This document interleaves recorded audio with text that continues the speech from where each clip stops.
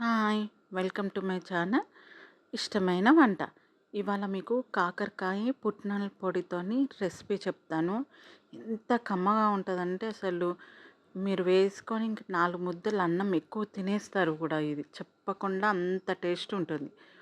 అసలు తెలియకుండా కూడా తినేస్తారు. అండ్ చేసుకోవడం కూడా చాలా ఈజీ. పిల్లలకు కూడా అసలు కాకరకాయ అని చెప్పకుండా పెట్టినా కూడా తినేస్తారనమాట. అంత ఈ అంత టేస్టీగా ఉంటుంది.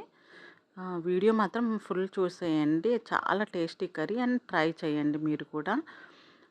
దీనికి కావాల్సినవి అయితే మెయిన్ ఇంగ్రీడియంట్ వచ్చేసి మనకి కాకరకాయ ఇలా మొత్తం పైన పీల్ చేసేయండి. పీల్ చేయడం వల్ల ఏమవుతుందంటే కొంచెం చేదు తగ్గుతుంది. మొత్తం పీల్ చేసేసి కట్ చేసి పెట్టుకోండి.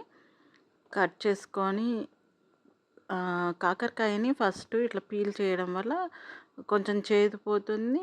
ప్లస్ మనం ఉప్పును కొంచెం పసుపు యాడ్ చేసామనుకోండి, ఇలా కట్ చేసుకున్న పీసెస్ని ఒక బౌల్లోకి తీసేసుకొని కొంచెం తగినంత ఉప్పు అండ్ పసుపు, కొంచెం పసుపు 2 యాడ్ చేసేసి ఒక 10-15 మినిట్స్ పెట్టేయండి.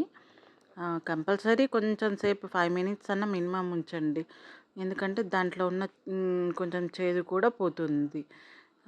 పిల్లలకు మాత్రం ఇలా చేసి పెడితే మాత్రం చాలా ఇష్టపడి తింటారు. ఈ రెసిపీ మాత్రం అస్సలు మిస్ అవ్వకండి. ఒక 10 మినిట్స్ అట్లా పక్కన పెట్టేసేయండి.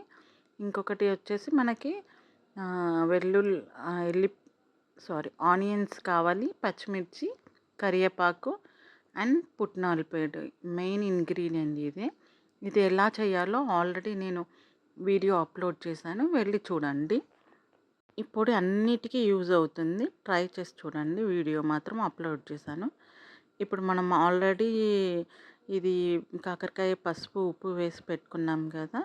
అది బాగా ఇట్లా వాటర్ ఫామ్ అవుతుంటే బాగా పిండేసి తీసేసి పక్కన పెట్టేసుకోండి. అండ్ ఆనియన్స్ కూడా కట్ చేసేసుకోండి.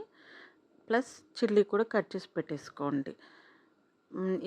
ఇవి ఇంగ్రీడియంట్స్ మనకి కాకరకాయ, ఆనియన్స్, పచ్చిమిర్చి అండ్ కరివేపాకు. ఒక బాణీ తీసుకొని బాగా హీట్ అయినాక ఒక 2 టేబుల్ స్పూన్స్ ఆయిల్ వేసుకోండి. కొంచెం అల్లం వెల్లుల్లి పేస్ట్ వేసుకోండి. అల్లం వెల్లుల్లి పేస్ట్ ఏంటంటే టేస్ట్ వస్తుంది, అందుకని ప్రతి దాంట్లో నేను వేస్తాను కామన్గా. చూడండి, ఆనియన్స్ కట్ చేసుకున్న ఆనియన్స్ అండ్ పచ్చిమిర్చి అండ్ కరివేపాకు ఇవన్నీ వేసుకొని గోలించుకోండి. నెక్స్ట్ ఎమ్మటే కాకరకాయ కూడా వేయచ్చు. అవేమి కలర్ మారకముందే వేసేసుకోవచ్చు. వేసుకొనేసి మూత పెట్టేయండి.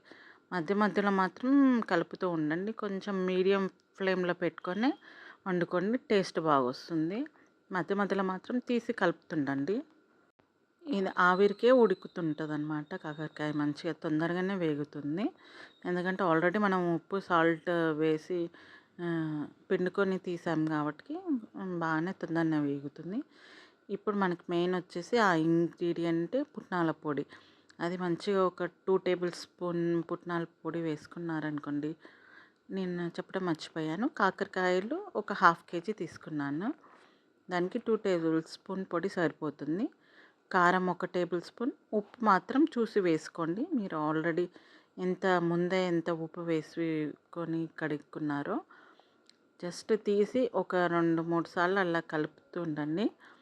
అంతే. చాలా టేస్టీ కమ్మగా, అంటే చాలా టేస్టీగా ఉంటుంది.